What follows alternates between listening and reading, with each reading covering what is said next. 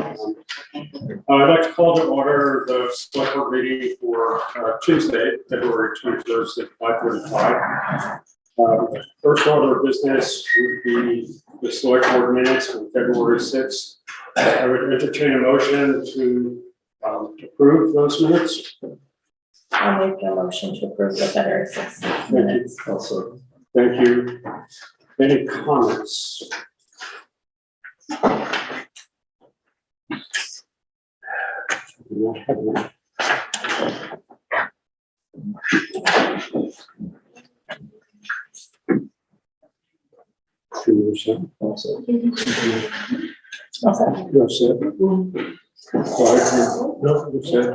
All in favor say aye. Aye.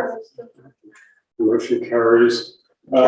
Next item are the orders or the AKA accounts payable up through February 21st. I have a motion to approve those orders up through February 21st. On that motion. Approve the orders up to the 21st. Okay. Thank you. Any questions? Just a follow-up question from last month. I'd like to, last month we pointed out the Martin Memorial Building is using a lot of fuel. And we thought maybe it was just a delayed delivery. But I noticed it was back on again this month, so I'm pretty sure the heat's cranked up in there. Yeah, so wasn't quite a delayed delivery. I think it was talking about more deliveries going towards, say, Damon Hall or the rec center or to the activity center than to Martin Memorial. So if you notice on the AP that there's 2 for Damon Hall, there's 2 for, I think it's the rec center for the highway garage and 1 for Memorial, for the Memorial building. So I think the better indicator is on the actual budget where it's been like $1,200 spent for Martin Memorial, and it's like $4,500 for like Damon Hall, $5,000 for like the rec center. So there is a discrepancy between the two. So the way it should be. Dave, do you have any sense of where we are with car bill purchases for rock salt? Are we nearing the end? No, I think we're under budget on the Cardinal salt, to be honest with you. We had a little bit of a delay there. Winter's not done yet, but we'll see where that goes. And I almost spilled my coffee this morning when I saw the regular payment to the school, 3 billion something. So that's just always the reality of that. Our school is what 80% of our municipal budget. Any other questions? All in favor of the invoices up through February the 21st, say aye. Aye. Any nays? Motion passes. Are there any adjustments to the agenda? Dave, any adjustments that you're okay, we'll like to go on to the public comments and open it up to the floor. Again, I just ask people to be conscious of how long they make their comment to.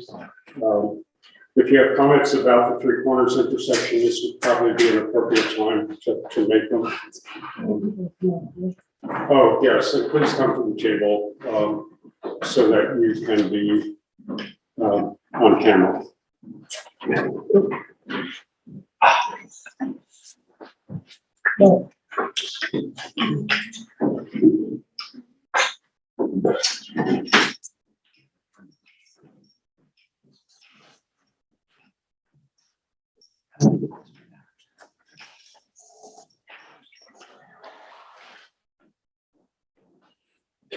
So, you have anything about that?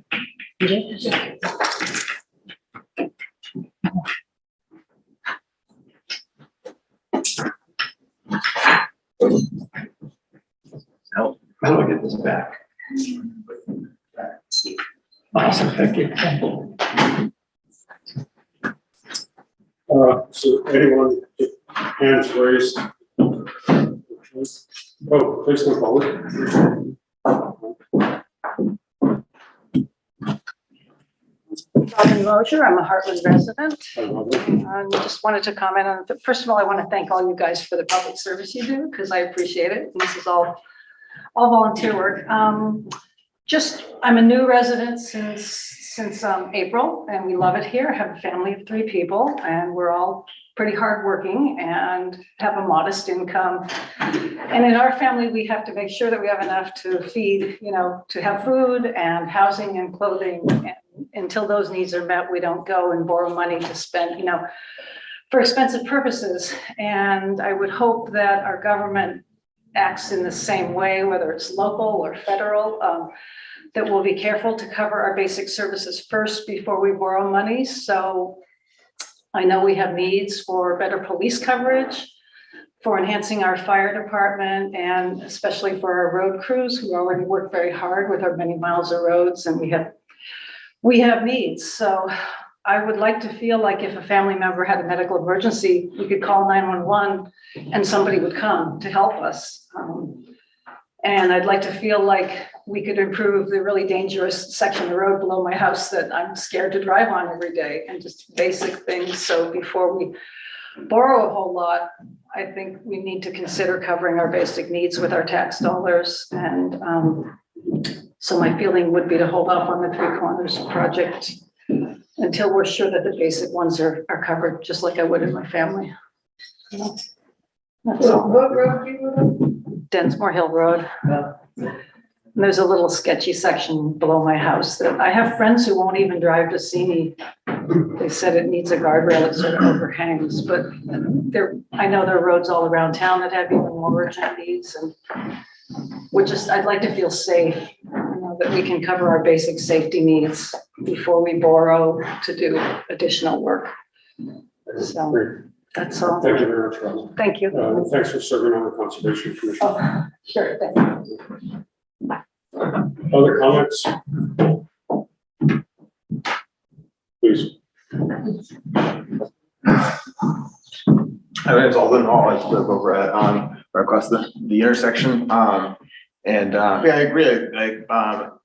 We need to maintain the safety, keep that paramount, right? As someone who lives right on the intersection, who walks our dogs across that intersection every day, I think that is redoing the intersection is a safety issue. In previous comments, I said, well, no one's been killed there yet, but people do come flying around there at high speed. There's nowhere in the intersection where they provide good visibility. And so I'm hoping that redoing the intersection will provide that in a way to get across from that side to the green in a more controlled and safe manner, as well as bearing the lines and making that just a more attractive place to walk and have a pedestrian area. And Alden, thank you for doing any of the easements that were asked of you for the power. Yeah. Thank you. Thank you. Other comments?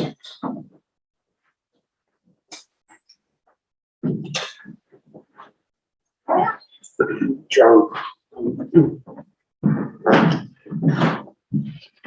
I'm John Sanders, I'm the volunteer fire chief in town.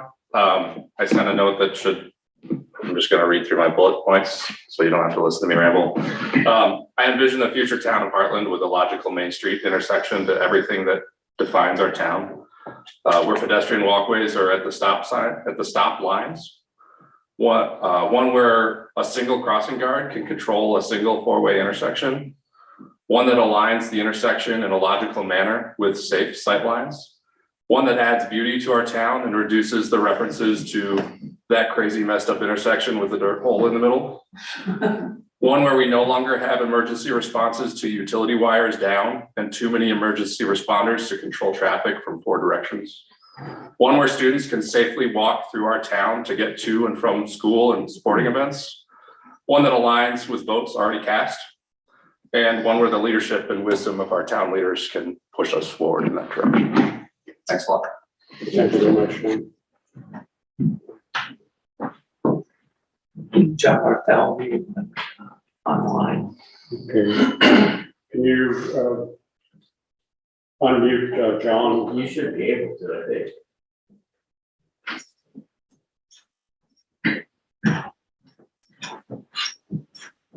John, why don't you try and give it a hand? Go ahead and try. Yeah, here I am. Can you hear me? Yes, Yes. yes. Well, I just wanted to first give a brief report. Phil had asked me to communicate with members in the legislature to see if there was any way to get more state funding for the project. And I have to admit to not being able to make a lot of progress. I did talk to the chair of the Appropriations Committee. I talked to the chair of Transportation, and I talked to the Speaker of the House. And one of the unfortunate realities is that many towns with a myriad of projects have similar issues where cost overruns are just making the project a lot more expensive than they had hoped. So it really is difficult to take Hartland as a special case and get additional funding through any mechanism I've found yet. I haven't given up, but I'm still trying. I did, in terms of communicating with the Agency of Transportation, I believe we already have secured a transportation alternatives grant that covers part of the costs, although certainly far from all of them. And I believe that it would be possible for us to apply again based on cost increases over the summer to see if we could get additional funding that would again only cover a portion of the project. But I just wanted to report on progress I had made there to the select board. And I then, so that's just speaking as a state representative. Now, as speaking as a Hartland resident, I would like to, and I sent all 5 of you a message today kind of describing my points, but I just want to express my support for this intersection. It's not going to get cheaper. And if we want a livable town, we have to invest in the infrastructure. And I'm really concerned that delaying the project anymore is going to really create a safety issue. We already have a safety issue with this area. And there are traffic flow issues and also just the aesthetics of coming through town and trying to make Hartland a place that people are going to remember and feel like a community where people want to live rather than just a bedroom community. So that's my perspective as a Hartland resident. Thank you. Thank you, John. Other comments? Anyone else in the wings? I can't scroll down. No, just, Okay. And hearing no additional public comments, let's move on to old business. And first order happens to be the Three Corners intersection and the contractor bids. I would like to ask Dave to make some remarks to set the background as to where we are today and what the low bid was and who it's been approved by and so on and so forth. So, Dave, you're on. So I also sent an email out to everyone this morning, just kind of confirming that that this bid indeed was analyzed and came back as a legitimate bid by our engineer and by the state of Vermont bike ped program. And their language to me is that there's no legitimate reason not to move forward at this point, based upon the analysis that they've done on the bid. It has been a year since we went out to bid last spring. We got a bid back. We've had discussion on this throughout the year, and we went out to bid in January 4th. And we had a meeting prior to that, and there was a motion to go ahead and go out to bid. We have taken that step. We have gotten, we had 2 bids back. One is a legitimate bid. It came in as estimated. And the person is awaiting approval of that bid. It's as simple as that. That's where we're at. There's discussion about other things, but we chose to go out to bid. We've gone out to bid. It was a public and competitive process. And we knew the estimate prior in December, and it came back very, very close to that. So we're here tonight essentially to do the administrative task of moving forward with that bid and moving forward with basically where we've been for a couple of years now. So it's kind of the background, the more immediate background. That's kind of where we're at tonight. Again, there's no reason not to accept this bid at this point.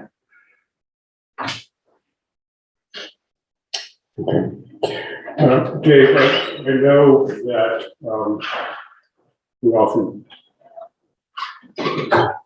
do not ask you directly what your opinion is, but you refer to others reviewing the project. So if I might be so bold as to say, the management team, which you've collaborated with, which would, as I understand it, would be Two Rivers, our regional planning commission, the V-Trans, and the engineering firm themselves as your colleagues. Would you clearly state if you're for this project or not? So that's a big question right there as far as for the project. So let me tackle that in two parts here. Let me handle that in two parts. The first part, again, let me just go back to simplicity of where we're at, is moving forward with the bid.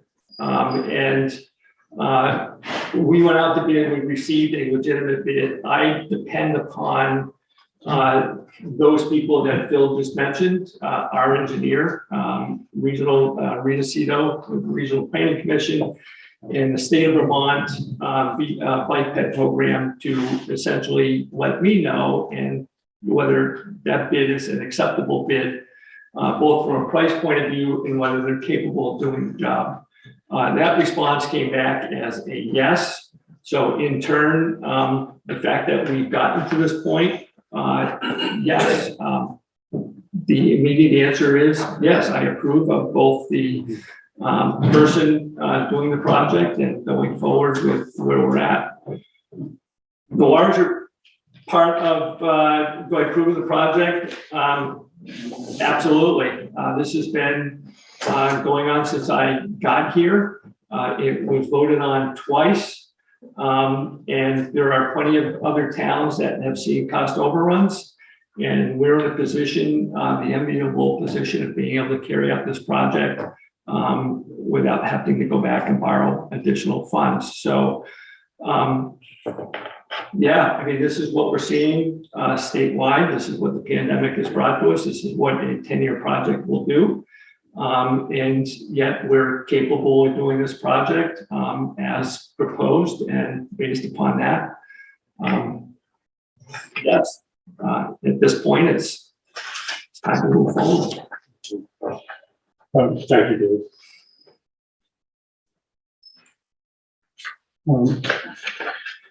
I would actually,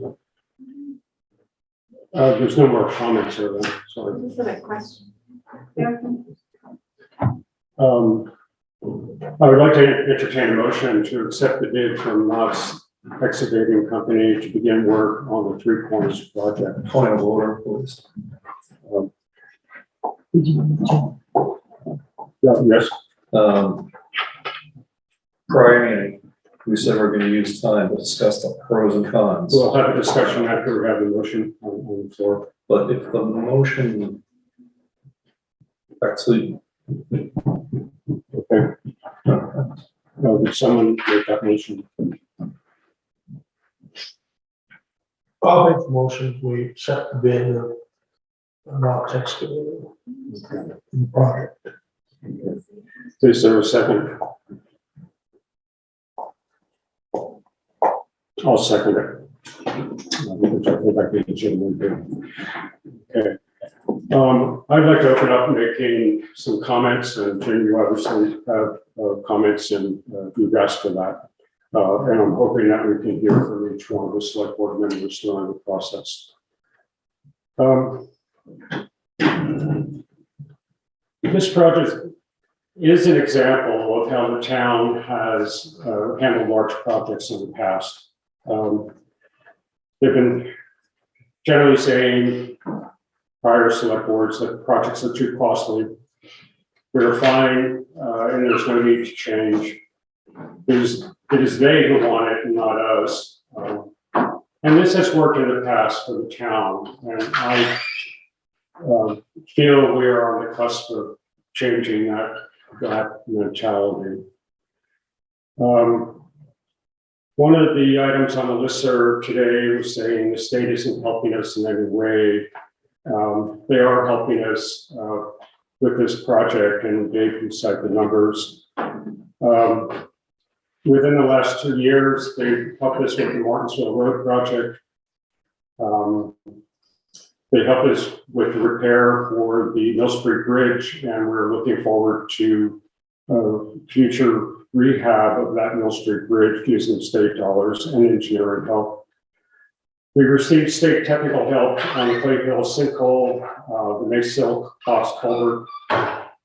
We have a state grant from the county road paving, and we're currently receiving technical assistance on the RFP for the Jennyville Road. So the state is very much involved with our projects. The town citizens, you and myself and my colleagues, have given us a positive vote to move forward on this project at 2 critical junctures. And we're here at this point at the timeline tonight to, as Dave called it, an administrative detail. Our town manager has created this management team, which I talked about before. And what I'm hearing Dave said, that together, this collective is recommending moving forward on the project. I think our town is in good shape. We've been talking about the budget since the end of last November. We have a budget in place. Articles are warned, the town meeting is coming up. I do hope people pay attention to the school budget, which is very large and very massive, but very, very important. I see moving forward as a clear sign that we, Hartland, are ready to tackle some large projects. This sets the stage for future projects to build resilience, increase the vibrancy of the villages, creates the potential for locally high-paying jobs, and hopefully will attract young families. All while maintaining the rural landscape and strong communities. So I urge my colleagues to vote for this project tonight and to move forward. Any additional comments? I have a question about the RFP. Is there a contingency included in the RFP that was presented for the 1.240 million? Or is that, I know that was in the original estimate. So in the estimate, in the most recent estimate, there is a contingency still involved. It's not involved in his, but it is involved in ours. So the 1.2, as you see at the top of that, and then there's a contingency involved in the actual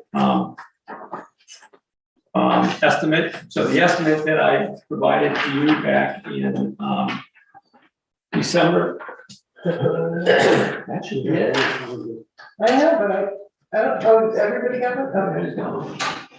Okay. Just making sure, Dave. Just rhyming for the sake of it. 1,283,889.50 is the bid amount.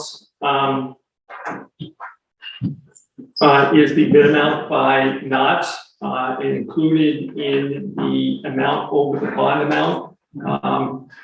If you look at what I presented to you, if you've got it, Mandy, last December, and the difference today is like 30 grand. And that includes actually a higher contingency to account for the 30 grand.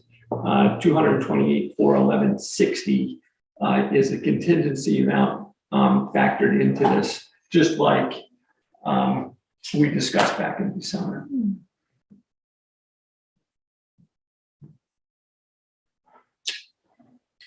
Okay. So yes, there is a contingency based in our, in what we have out of pocket, or potentially out of pocket. Okay, I have one more question. Yeah. In the one that you presented in December, there was, funds allotted for landscaping and erosion control. Yep. They're not on the other one. Is that included in the? Yeah, so I didn't break, I just took, so the other one was broken out by our engineer.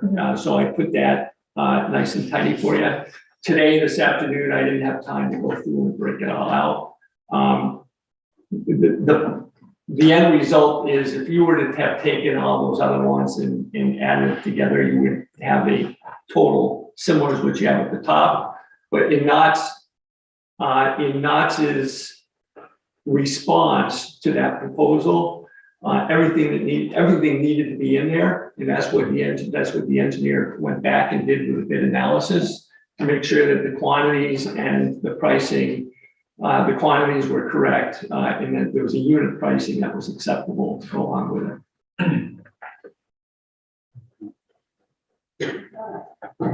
I'm just gonna clarify the numbers for the record. So the total cost that I see on the sheet is $2,007,000. It looks like the town's share of that $2 million cost is $1,541,000, a little bit of change. Right. The bond. Yeah, but we voted on 1,063,000. That was approved by 66% of the voters. Right. So we're 464,433 over that bond amount, which is what we're Yeah, talking I'm about. get there. I don't want the public to get a chance to digest. Yes, I'm sure. So out of that 1.5 million and change, that is the town's responsibility. These are some grants that came out of that 2 million. We have a bond that covers a little over $1 million of that, and 464,000 left that has to come from somewhere, right? People generally agree with that. Okay. And I'll just add that back in December, we knew that that amount was 434,560, and we decided to go out on a competitive public bid, of which we have gotten a legitimate bid back, which we now need to act on. The other thing I'll point out is the contingency fund is about $220,000, which is about, by my math, 11.5% at this point, since the prices have gone up. Yeah, so the one that you see in front of you, this is Knott's bid, February 10th, 2023, is 228,411.60, which is 15%. I think if you look at the total cost of the project, it's about 11.5%. So you don't need to factor in engineering amendments. You don't need to factor in site engineering or the NPM ROW. So if you take those out, you come up with a number that will be the 228,411.60. Thank you. Okay. And the highway surplus right now is at 590,000. So we are talking about reducing that by the 469.5. I think that's what we've been talking about since December. We didn't know what that number would be, but I'm not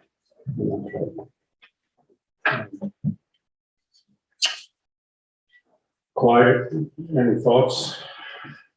Well, I did some homework, I guess. In 2014, when we voted the original project without the bearing and all the other, 5% of the people attended town meeting and voted for it. Then when it was brought up with the bond vote, 33% of the registered voters voted, with 2/3 of them voting in favor. And in both cases, I don't believe there was an attempt by anybody to petition to revote the article, which they could have. And I don't think when people vote, if the people have voted something, how can we as a board say, well, you're entirely wrong? You know, we know better. I personally am not excited about it, but the people voted for it, and we kind of are supposed to do what the people said.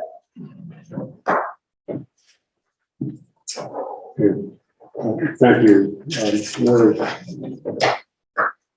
Okay, so as you probably all know already, I fall on both sides of this project. I see cons and I see pros. The pros are the 2 votes for this by townspeople. There's also, secondly, a national trend to make towns and cities more walkable and therefore cut down on fossil fuel use.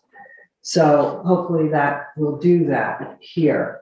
When we had the so-called Great Wall of Hartland built, people made fun of that, and yet it did pan out. A lot more people walk there, and they can walk up from the school and go to my school. So the cons, first of all, aesthetically, I moved to this town as I had a young family. It didn't deter me to the overhead wires. I never even noticed them. So I think that's a spurious argument. Secondly, aesthetically, bearing these lines, I don't know if people understand this or not, but they're not going far. It's not like they're going to be buried to the end of the village. They're going, one of them I think is right here. It's going to be coming up, right? So that's a con for me. Tying up all this money for this one project when we have a lot of other projects. Again, that's a con for me. I think the town, John Barthonian said, you know, make it more of a livable town. It is a very livable town, and bearing the lines is not going to attract people. What will attract people is if the housing here is affordable, land is affordable. Are we making the town more affordable by doing this? I don't think so. So, and it's not going to change it from a bedroom community unless you bring in business. So that's an odd argument too. However, people did vote for it, and I agree with you, Clive. You know, we're not here to turn back what people want. It was 3 years ago, and things have changed since then, economically. But I don't know. So you know, I'll go on record as being against it. That doesn't mean I won't vote for it. Very cool. I think they're both said there. Well, is it? I mean, that's definitely how I feel. Like if it was up to me, I'd say no. But I'm elected to represent the residents, and residents want this. I do have a couple of thoughts. I think, thank you, Mary. I think you hit some really good points there. Thanks, Jim. You know, when I look at the project, yeah, is it good to improve public safety? Yeah, absolutely. Just look outside. Yeah, it's a good idea to improve public safety in that intersection, right? If you look outside, you'll notice there are sidewalks that are clearly missing, right? Crosswalks that are clearly missing. So I think it's a good project. And I think, you know, it would be nice there to have a clean, you know, village center. So I think, you know, that's a pro. The vote from the 2020, the thing that I'm unclear on is whether people really understood they were voting to change a state and federal road. Yeah, and you know, even if they knew, or when we did a revote, I'm not sure the outcome would change. Right? But I do wonder if it was real clear. 2 million seems like an awful lot of money. One other thing I'm not clear on is at some point in time, the town probably had a vote to have a highway reserve fund, right? And when they made that decision, were they gonna allocate that money for town roads or state and federal roads? So it's not clear to me that it's a good idea what's happened to that fund. Jim, I don't understand what you just said. I'll try to elaborate. When you create a reserve fund, you create it for a purpose, and the purpose should be clear. Right, And I would think, and I don't know, because I wasn't here to create that fund. right. I would think when people voted to create that fund, their intent was the money we used on town roads, Sure. not state. But we're not using the highway reserve fund here. Or not? No, What are we using? I thought we were. we're using a surplus fund, which has been built up over time. Are we putting money into a type business or reserve fund? Was it not created by a ballot fund? No, this highway surplus funds, and by law, and legal opinion, the select board has the ability to use this money for public good, which this is deemed to be public good. So this is not a reserve fund. That's been kind of a misnomer going back and forth. And I don't know how many times at this setting it's been clarified that it is a reserve. It's reserve monies. I'm sorry, I take that back. Already we're off the wrong track. Yeah, It is it's surplus monies, not a reserve fund. It's not tied to that $300,000 that we put into a fund balance reserve fund last year. This is highway surplus monies available to the select board, and it is a select board decision. So did the select board create the fund or did the town vote to create the fund? Or Neither. nobody voted? Neither. It's just surplus monies accumulated over 15 years. Okay. So, but I would like to just, interesting fact that you both brought up, it was undecided, and the select board didn't make the decision. They could have made the decision not to do the utilities, and they put it to the voters to decide. And the voters decided that that's what they would borrow $1,063,000 to do that. So we did put it to the voters. It came to the select board decided not to make their own decision and to put it to the voters. And here we are. Again, I'll just repeat that this is across the state based upon pandemic and what we've seen. This is a fairly, we've seen it with a lot of projects. We just happen to be in a position to handle ours. But I think, there is another option with it. And we could reasonably decide to delay the burial of utilities in order to get the project back on budget, the budget that was voted on. And then when the town has, excess funds down the road, we could revisit. I have a couple of reactions to that, Jim. First off, that would change the project and likely, I don't know legally what we have to do with the bidder, whether we have to sort of recast the bid or not. The second is,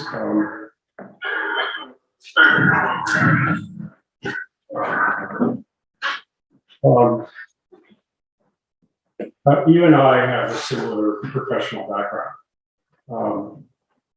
And I've been involved with a large number of projects where a certain piece has been cut out, either because the scope is needed to be reduced in order to meet the timeline or for the budget. I've spoken before about the equilateral triangle and the relationships of all of those. But it's been my experience that when a piece is extracted and you're talking about $150,000 to $250,000 or something.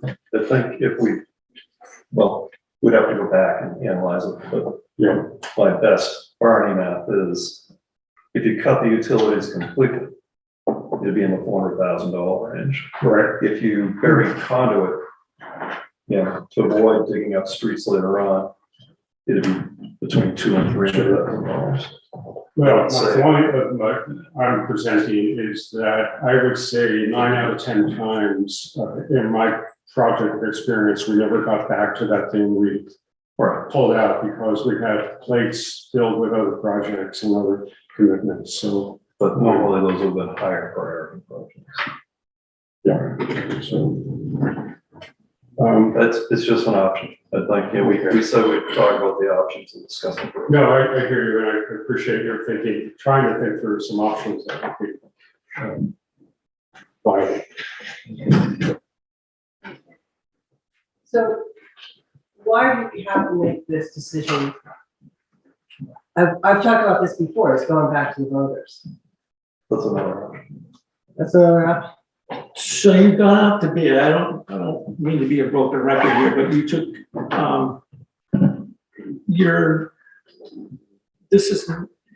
be blunt, this is not the time for this discussion. That was a year ago. We had this discussion when we were going to go out to bid, whether we had to take the bid or not.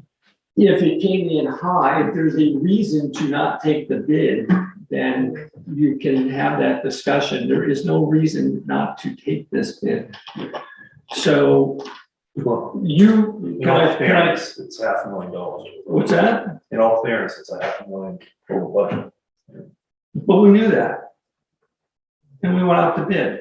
And if the bid came in another $200,000 and we had been analyzed and the bids didn't mesh with the estimates, then yeah, you're then having a legitimate discussion as to, okay, what to do next. We knew this number. We've known this number. Actually, this bid is about $220,000 less than the one we received last spring. And there was some discussion about immediately going back up to bid last summer to do the project. So had we gone with that bid, we would be even we would be even higher than we are now. So we said, let's go back out to bid in January. And there's been some discussion between last April and January as to this could come in $350,000 or it could be $750,000 over. This is not a new discussion for us. We have gone out to bid and we have a bidder waiting. It's been 11 days now that we have been in receipt of this bid. It came in February 10th. We're now at the 21st. His pricing will hold for only 30 days. He's put in a bid. So we have an obligation to get back to him like tomorrow so he can carry forth with his obligations of carrying out what he has bid on.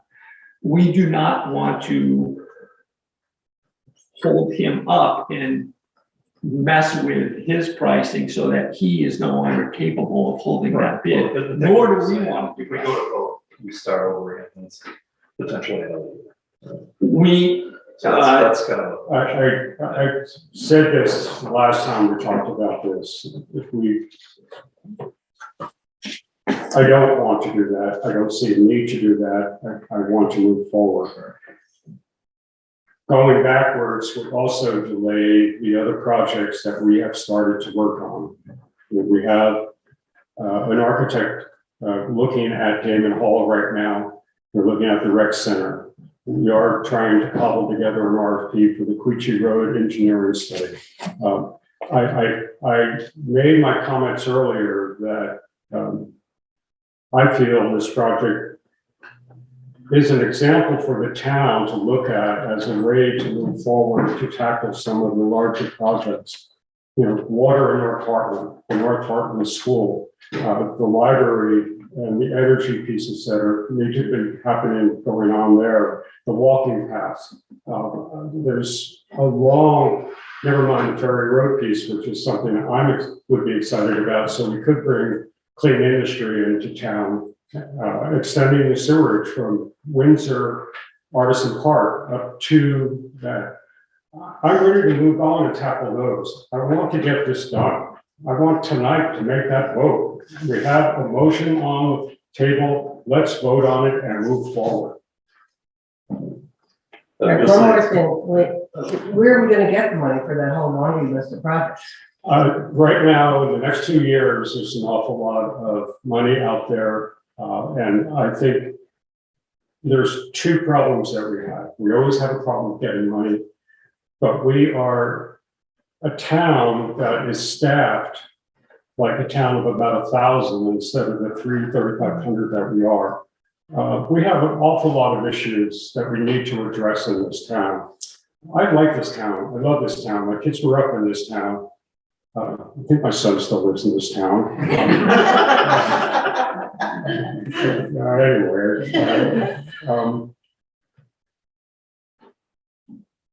I think there's a lot of possibilities, Mary. If we sit here tonight, Monday morning quarterbacking this decision that has sort of been made numerous times, and now we're reinterpreting it, I think we're only going to slide backwards. But I just want to say one thing. I think in fairness, like this is the first time I'm seeing the breakdown right now. And this right here, this new bid breakdown with the cost between what was previous to today. We've had spreadsheets before. This was the first one that I've seen. It was for this bid. Can I be honest? Yeah. All I had to do was add $30,000 to the bottom line Right. and press But in Is that fairness, what you meant? in fairness, this is the first time. The other thing is that, yes, it's gone to vote.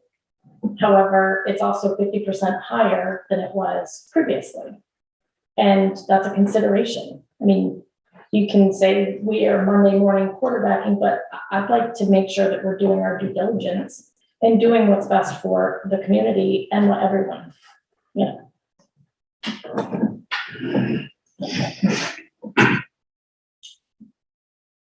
I find it a lot easier to vote for if we get it back to budget. Okay, I have a motion on the floor. Are we ready to vote?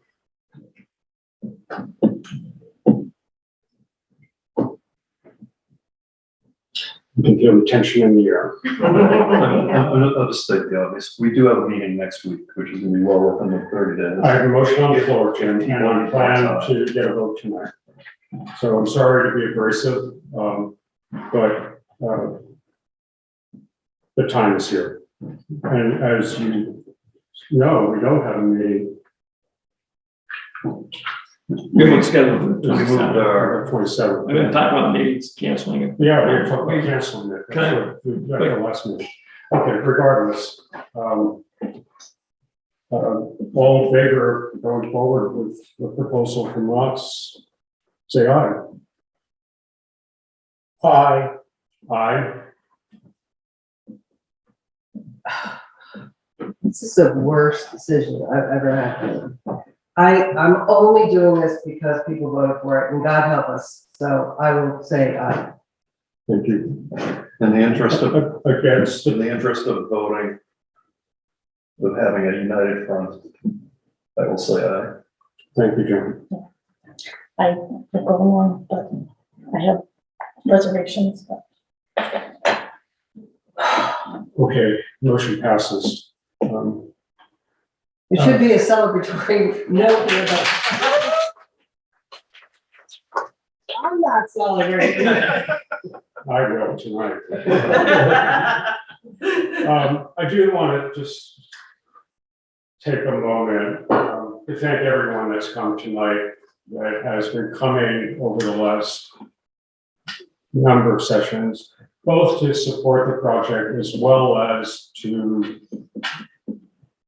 suggest that we look at alternatives and try really hard to look at alternatives. So I'm pleased with that, and just want to thank you and thank my colleagues for what's been a difficult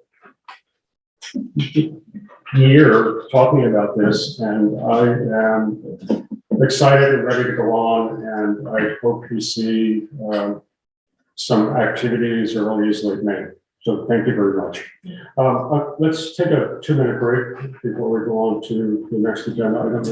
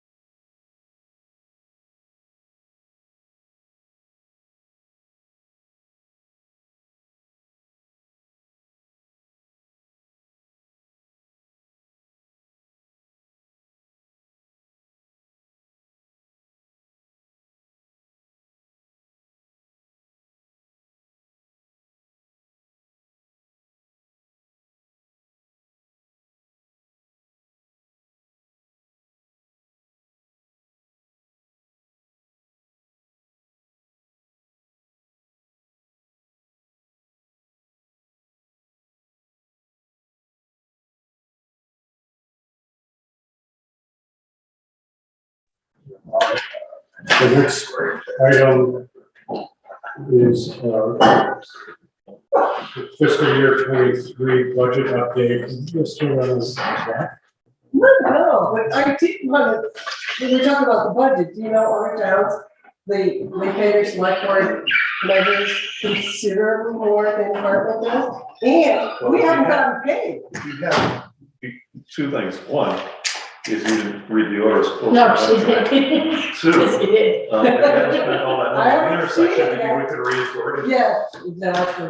I have not seen it yet. That's on the orders. Yeah, It's in the okay. mail. Yeah, okay. Check. Unless you were one of the electronic deposit ones. It's in the mail. there's a lot of jokes, but in the interest of moving on. Okay, okay, okay. I do a budget question, if you're ready. Sure. So unused county ARPA funds were supposed to get distributed to towns in December. Did we get that check? Yeah, those came along, those came over to the How much did we get? towns. I don't remember off the top of my head, but that was almost back to the beginning. Well, it was a December distribution. We've actually gotten both distributions, I believe, at this point. So let me just rephrase to make sure I'm asking the question. The county portion, yep, came over to the municipalities. Okay. I don't remember the exact amount that it was, to be honest with you. Is I can go back and look, that's, again, that was a while back. I looked at that number as to what the county number was. So, but it's, what I'm hearing is what I lost my words, the December distribution. December 22.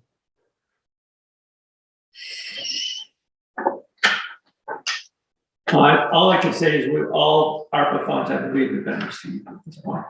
I guess it's worth checking because it was supposed to be an additional check. We just speak it to look at the bank account, see if we got it. I'm pretty sure we did. Where is everybody?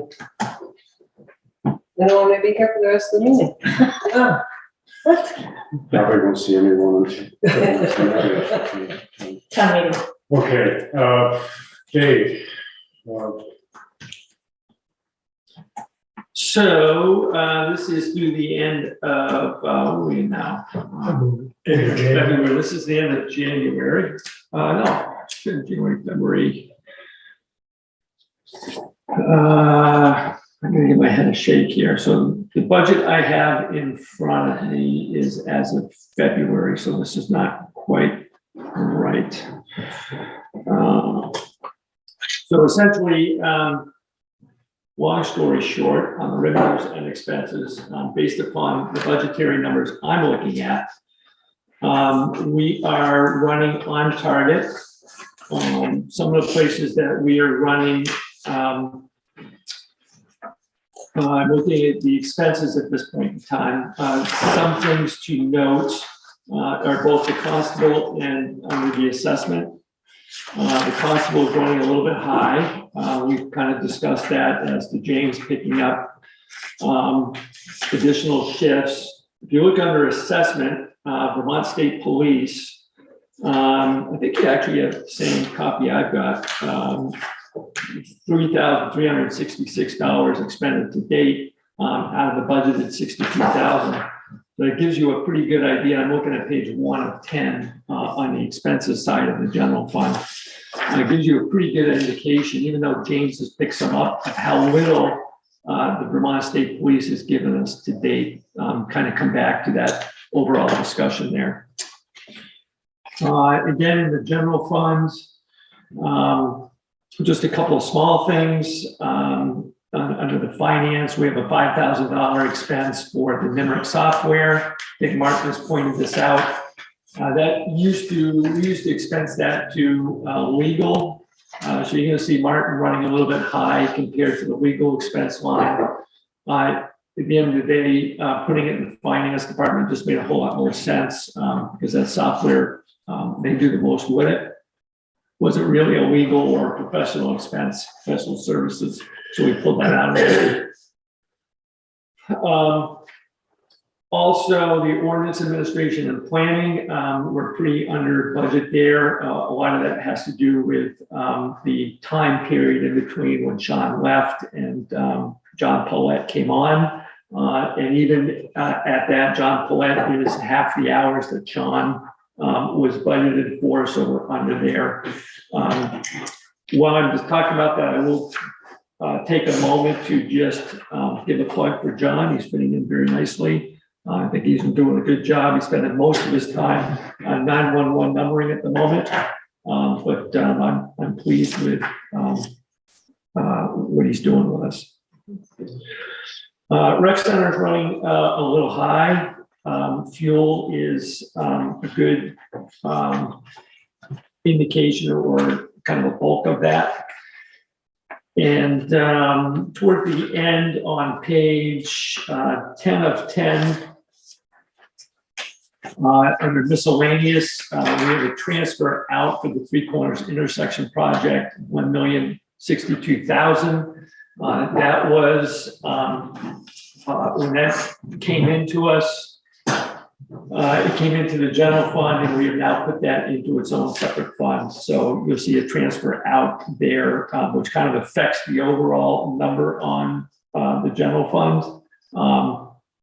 But if I take that out, we're running where we should at about 54%. And at the end of February or into February, we're at about 58%. But I will take another moment to just point out the library is running high. They are over budget. However, how that works is if they are over, they do have a reserve fund. Money comes out of the reserve fund to replenish the general fund. If they have a surplus at the end of the year, it goes from the general fund into their reserve fund. So they kind of manage their own ebbs and flows, so to speak. On the general fund revenues, I'll just take a moment to point out there is a little bit of, just like you saw the transfer out of monies regarding the Three Corners intersection project on page 1 of 2 on the general fund revenues. You'll see an ARPA transfer in towards the very bottom. It's actually 4 lines up from the bottom of the revenues. In the general fund, you'll see $757,547. That is money that we have pulled over from ARPA to offset basically general fund expenses. And we will end up with the ARPA money at the end of the day, kind of as we have discussed, which will allow us to work beyond 2026 with that money, which is what we talked about. For revenues, we're looking quite strong. As far as the revenue, recreation revenue, we are on target. I shouldn't say that we're a little below target, but we have billed the school, but have not yet received the athletic director reimbursement. I expect that that'll be coming in fairly soon. If we were to include 6 or 7 months worth of that into the budget, it brings the rec revenue up to about 57%, which is about where we want to be. So in the general fund, both revenues and expenses are looking pretty good at this point in time.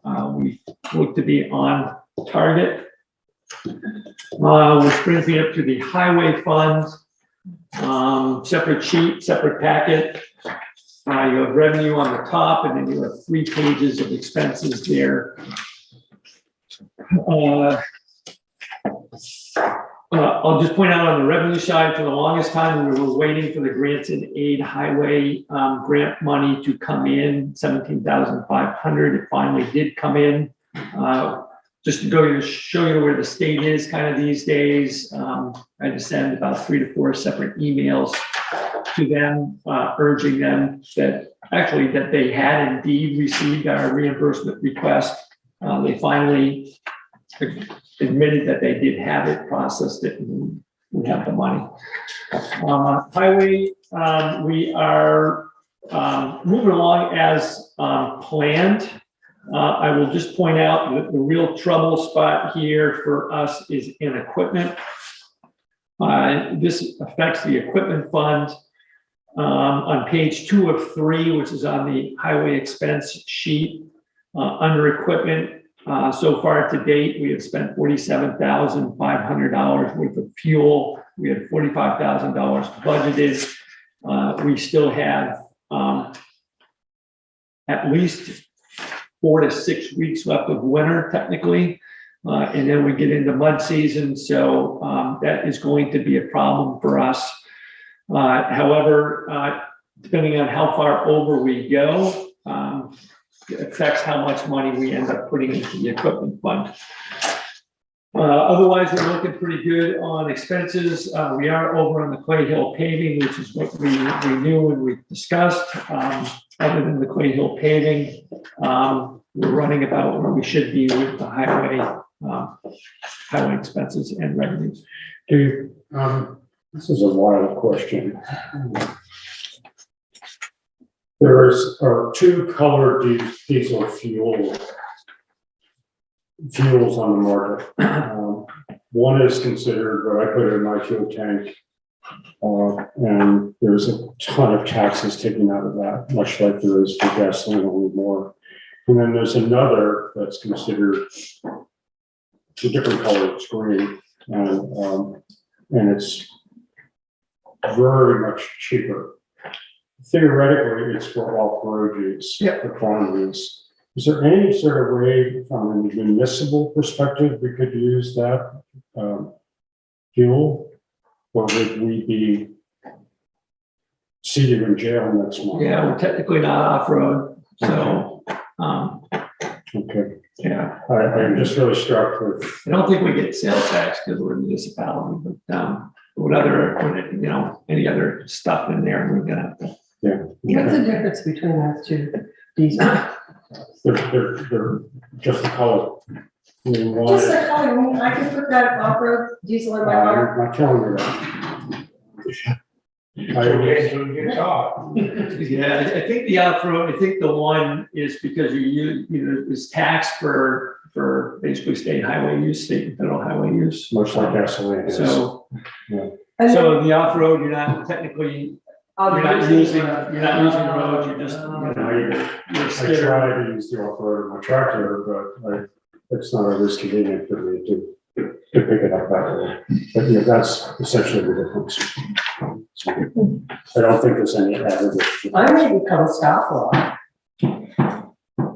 So, sorry, it took me a little moment to kind of reconfigure myself to the budget, so hopefully that all kind of made sense to you. Overall, we're essentially doing pretty darn good, and let me just take a moment, Phil, to point out that under winter maintenance, on page 3 of 3, bulk rock salt, we're only 28% expensed at the moment. Oh, well, it just looks like such a big 15 item. grand. See it. Yeah. A bunch come through. Just know the salt set's pretty small, so we kind of order as needed. So if we go through a series of storms or bad weather, then we see a fair amount of those invoices. How do we know what the status of the Merritt and Campbell funds are? I don't see that when I look at this. In the town report. It's in the town report. Okay. I just, we're just in reading the minutes, we allocated more money last meeting and. Yeah. Okay. How did that all work out? To the best of my knowledge, it has. Are there any questions for Dave on the? Thank you.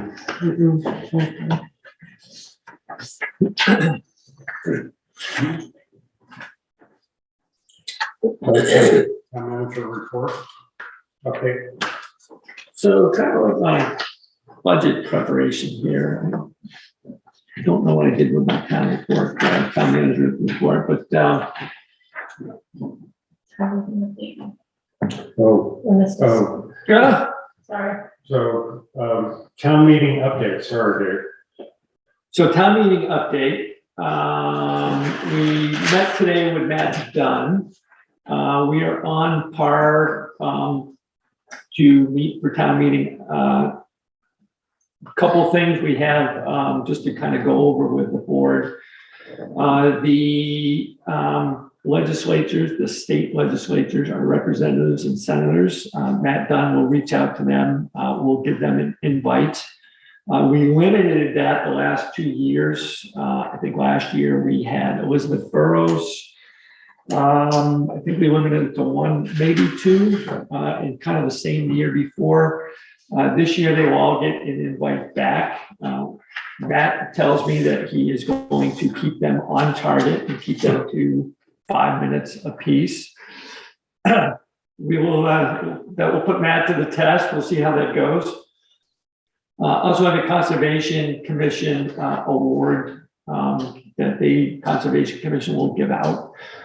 Then we have the articles, more or less. There will be some presentations to go along with the articles. I expect Aging and Hartland to give a presentation. I expect Hartland Volunteer Fire Department to give a couple of different ones on their budget, on $35,000 maintenance expense. And then the last article on the use of their reserve fund. I expect John, not to really give a presentation, but just kind of explain the reasoning behind that. And I will do a budget presentation for the town budget as well. And then in the end, Phil, I'll leave this to you if you want to share that now, or if, as far as. Yeah, I think a couple of things. Brian, myself, and Dave met with Matt. So Matt had sort of said that if one of us wants to bring something to the floor of it to discuss at town meeting, not so much to discuss, but a point of order or anything like that, that we go through Matt. You know, that he calls on us. You know, it just makes sense, but on that part.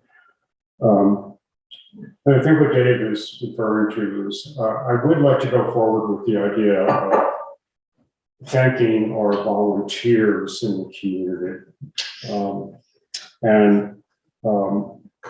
I have in mind that the 5 of us will attempt to develop a list for town meeting.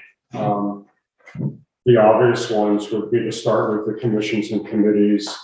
But for example, I think I would like to include the ARPA committee. There's a lot of people that gave an awful lot of time and effort there.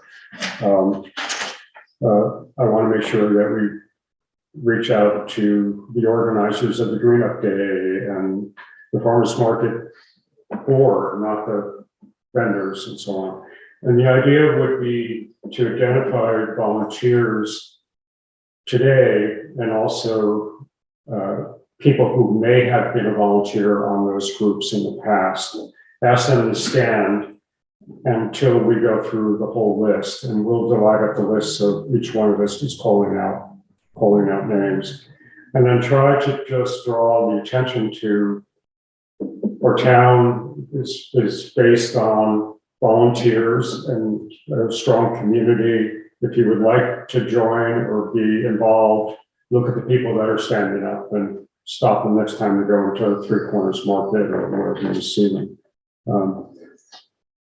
So what Dave was talking about as a second item, historically, someone at the end of the meeting under that last article, other business to be conducted, stands up and says, thank you to the road crew. Or they may stand up for social justice or all sorts of things have popped up. So I'm wondering if when that other business comes up, whether we as a select board should thank the staff, including the road crew, or should we just leave that and see if it comes from the audience? Barbara Sargent always used to thank the town, or like say something about how wonderful the town was. Yeah. You know, That was always a nice. I do remember that. Yeah. And, That was a nice way to end the meeting, isn't it? Nobody does that.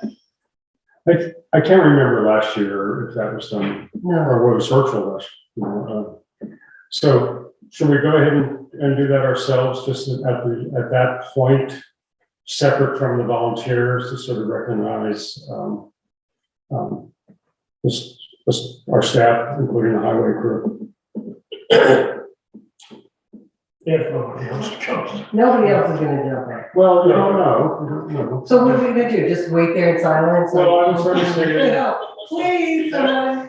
Let Matt call for people. If no one, then one of us will sort of venture out. That would be you, as our leader. Put it on a random seat in the audience, and if they sit in that seat, then. That's right. Would you please read over the phone off the engine? The mayor is right, that if you're gonna thank the town staff, one person should probably just get up. Say it again? I think Mary's right. If you're gonna recognize town staff, which I think is fine, one person should get up and do it, so it's not awkward. Okay. If you're gonna thank volunteers, I think that's great. When you start going through names, you run the risk of missing someone. Missing someone. So I'm not sure what you really want to do is just thank the committees, one at a time, thank the chairs. I think that's what he meant, the names of the committees, didn't you? You didn't mean individuals. No, not individuals. I would sort of say members of the cemetery committee, so alphabetically, that's the first one. Please stand up, either current member or past member. State secretary. Looking up there. Well, then we quickly go on to conservation commission. They're there because they're going to give you an award. You just say, well, thank you to the people in the back, and then nobody can say. Bob Bibby is always there. And we have to make it almost a special award to recognize the bibbies for this and that, but yeah, so I'll start a list. I've got a few things, the town webpage has a list of, and then let's circulate it. Legally. It's part of the meeting agenda, which is fine. Okay, and then as we get closer, we'll see what the number is and then just divide it up. So, and then each, I'll just either print something out and have it a page for each one of you. Well, all we have are favorite committees, so how do we do that? It's like, Andy and I have the same You have to favorites. pick the one you like the least. I accept the bribe of donuts if you would like chocolate chip cookies. You're gonna be the arbiter? Huh, forget it. I'm not gonna do that. We can pull them out of the hat. All right, Well, we can go alphabetical and let's see. complicated. And So I have to figure out where you want to sit, so you get the ones that you. I was challenged in kindergarten. And as Clyde knows, if it's a bad weather day, the town highway crew always gets recognized because they've seen others do an amazing job so they can get to the meeting. Yeah, you may not be able to get home, but you can get to the meeting. Okay, I think Dave, those were the items under town meeting. I didn't get the manager's notes in the electronic pad. I don't think they made it. Oh, okay. Oh, okay. All right. It's a little discombobulated. That's okay. You'll be telling us what's in there, right? I will. Okay. I will.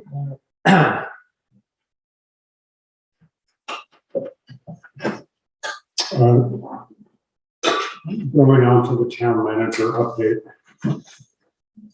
Which you have. So Mary, just for you, just to reiterate, the select board pay is being processed with this payroll. So out it goes.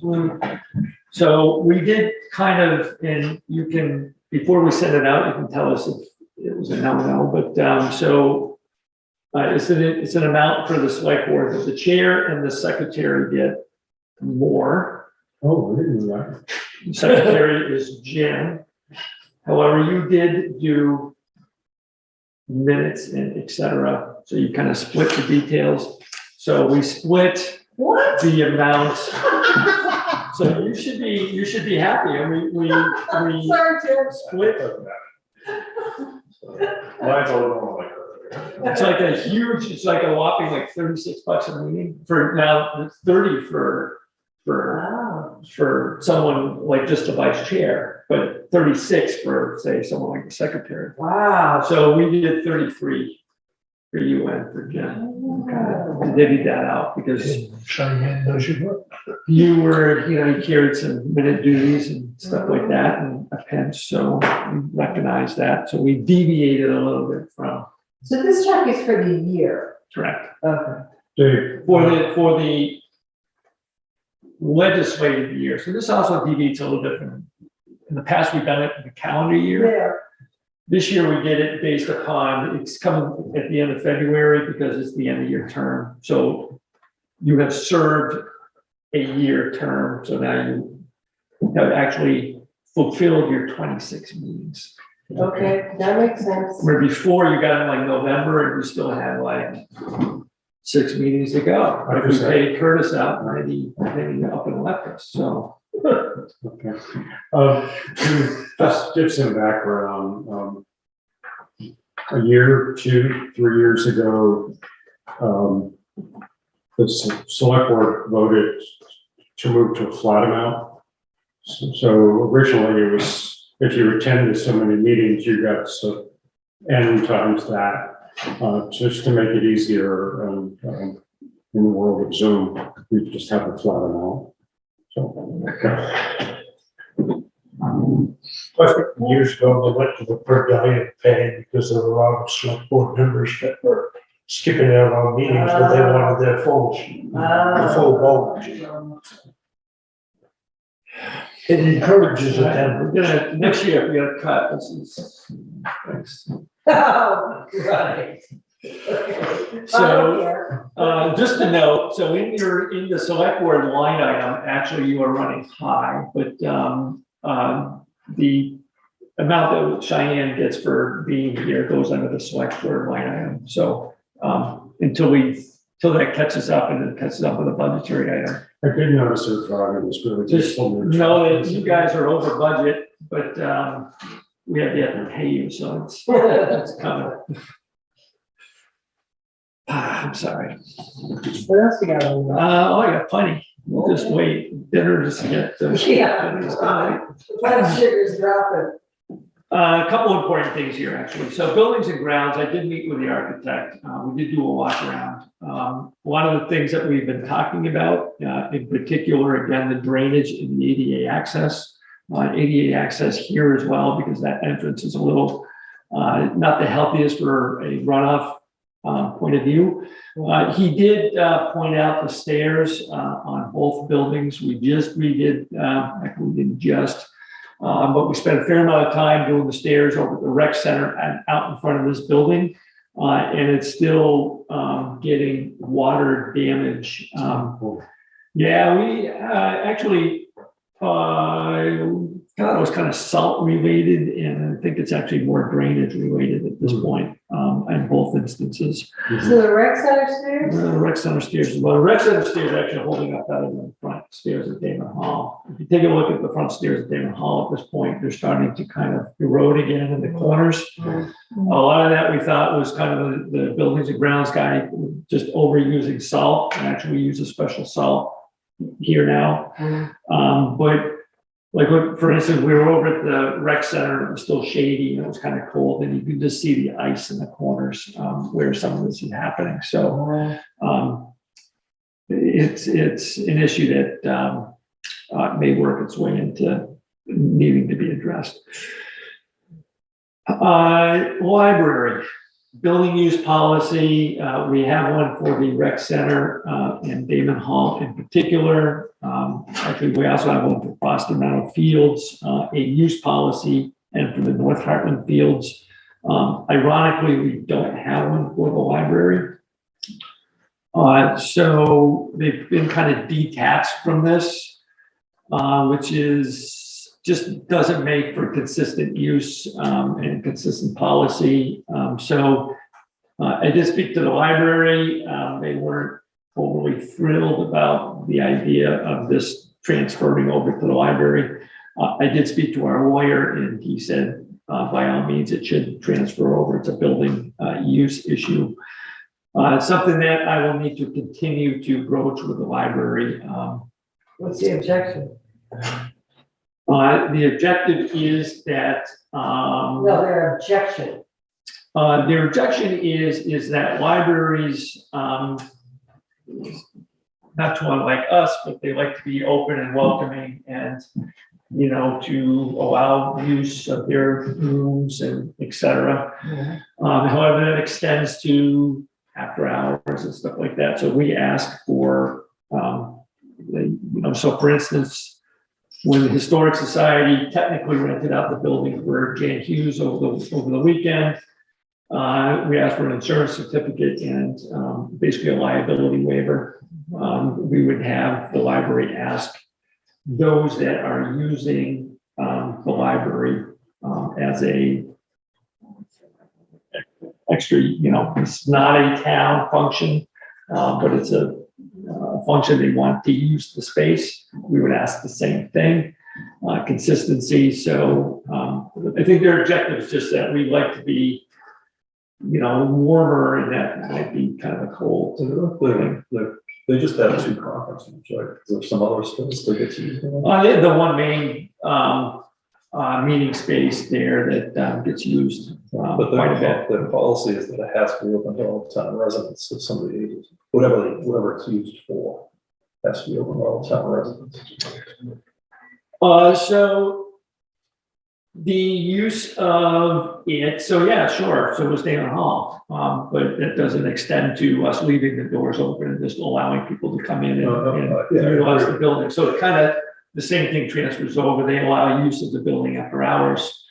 For instance, when the boat builders were in here utilizing this space, you know, it was still in outside use. It had a sponsor who was Volunteers in Action. We had an insurance certificate from them and, you know, asked them to, you know, supply that and provide it. And we asked the same of the exercise folks that are using the rec center. We ask it of them, and the same thing applies over to the library. Now, there is some gray here that we're going to need to work through. You know, if 5 residents want to go over there and meet and utilize the meeting space, you know, that's 5 residents wanting to use the meeting space. You know, if a nonprofit wants to utilize it on a weekly basis or after hours or whatever, then kind of a different scenario. And, you know, what we're really asking is that those people take responsibility for what they're promoting, you know, while they're in town space and act appropriately.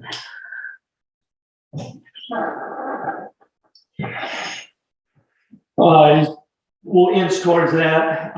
Yeah, I don't expect it to be openly embraced, to be honest with you. And I think that we'll have to work around some of those nuances where, sure, you know, there's a small group of people that want to use it versus a more formal, you know, outside use.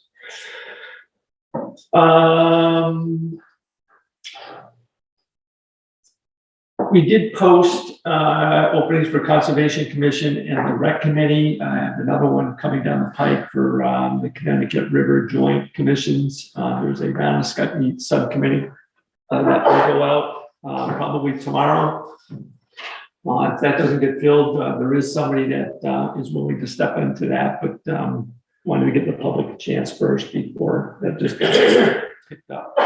Okay, or we're using the new form.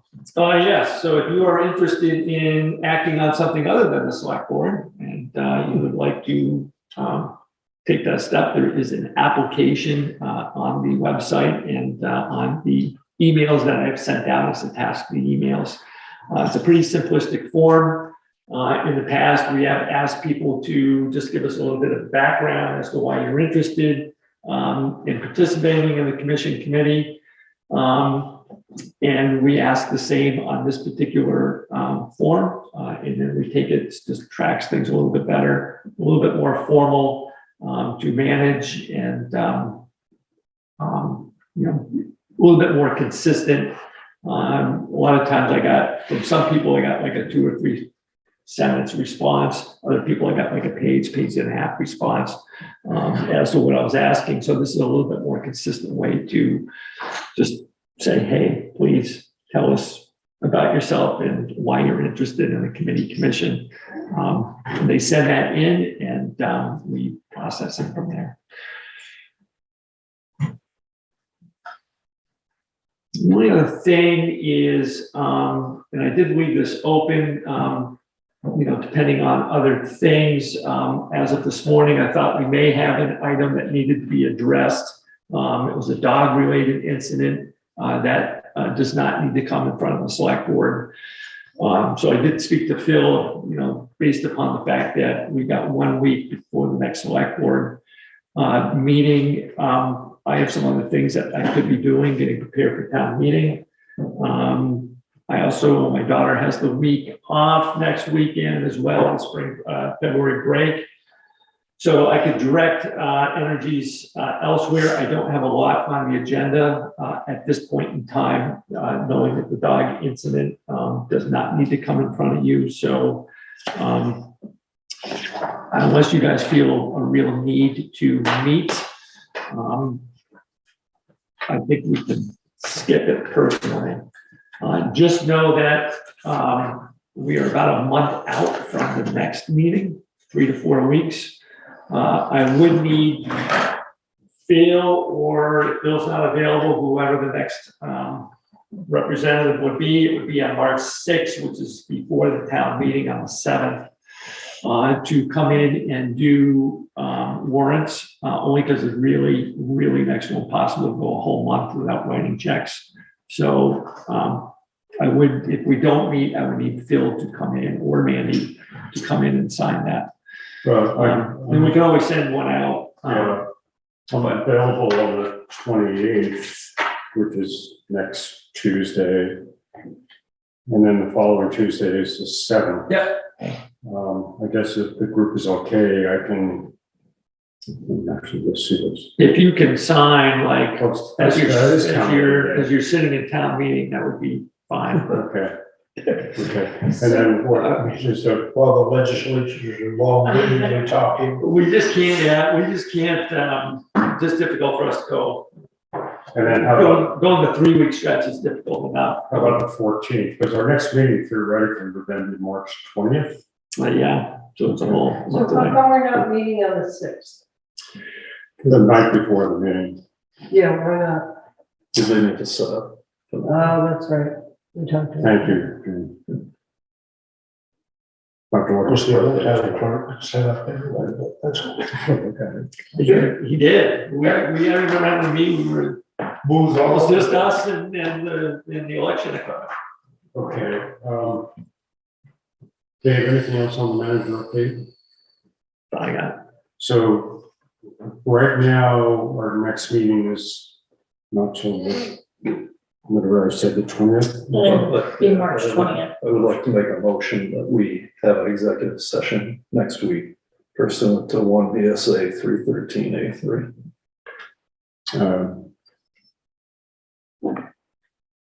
That's Monday. Monday. Let me say what the BSA is.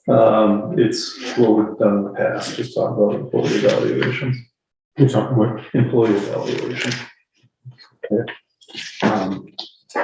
who do you want at that meeting? Just us. the stuff there.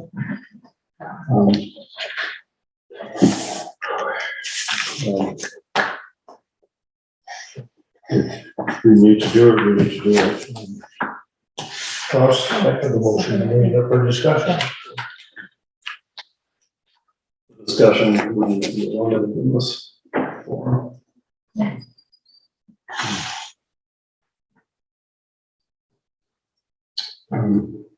How long is this meeting gonna be? Do you expect? Less than an hour. Yeah, maybe well less than an hour. So same time, same place, 5:30. Yeah. Yeah. So here, wait, could someone second? I did. Okay. Okay, all in favor, say aye.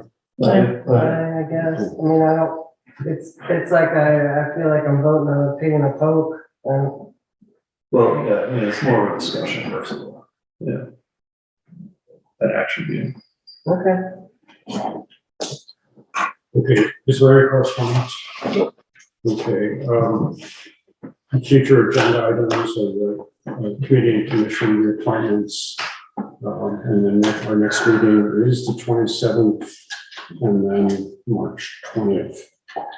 So to be clear, do I need to come in on the 6th to sign warrants, or are you coming in? I'll come in. You're coming in, okay. I think so. I just want to put it on the calendar. So can I make a motion to adjourn? You ready to adjourn? Yes. Yes, I'll make a motion to adjourn. Let's see, it's 7:13. All in favor, say aye. Well, we check. Thank you, everyone. Again. So March 6th, sign document.